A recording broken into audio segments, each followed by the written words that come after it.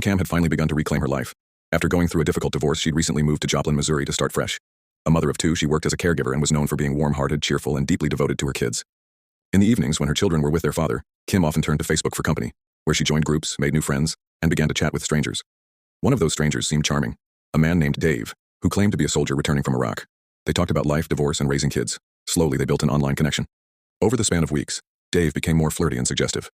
Camm, hesitant but flattered, began to warm up to him. She told her sister that someone really sweet had been checking in on her almost every night. One evening in September 2011, she told her friends on Facebook that Dave was in town and wanted to meet. She was nervous but excited. That night, she dressed up and posted one last message on her profile. "Here goes nothing. Wish me luck." She was never seen alive again. When Camm didn't return the next day, her ex-husband grew concerned. She hadn't called the kids, which was unlike her. He called her cell phone repeatedly. No answer. By evening, the police were notified. Her car was found parked behind an old abandoned warehouse. Her keys were still in the ignition. Her purse was inside.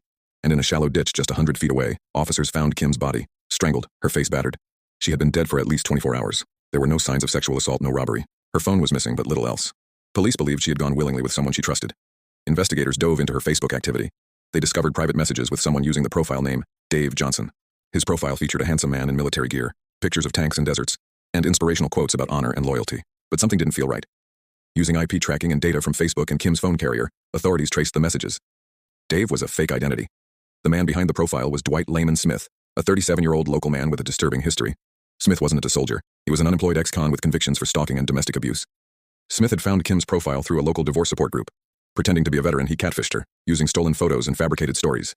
According to court documents and Smith's confession, he had been watching Camm for weeks. After manipulating her through online chats, he convinced her to meet. When she arrived at the secluded warehouse where he suggested they talk privately, she realized the man in front of her wasn't the person from the photos. She panicked. An argument broke out.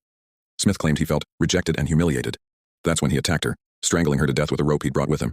He left her body in a ditch and went home, deleting the fake profile. Digital forensics led the police right to Smith's home. He was arrested 3 days after the murder.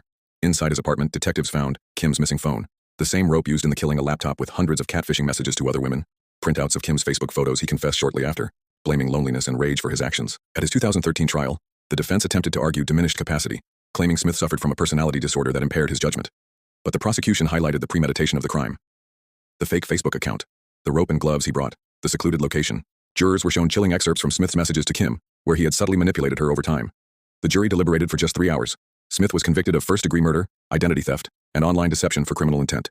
Smith was sentenced to life in prison without parole. The case became a chilling warning about online predators and the danger of trusting strangers on social media. Camm's family launched the Camm Foundation, aimed at educating women and teens about online safety, catfishing tactics, and digital self-protection. Her sister said in a TV interview, "Camm wanted to believe in love again. She was kind, and that kindness cost her everything."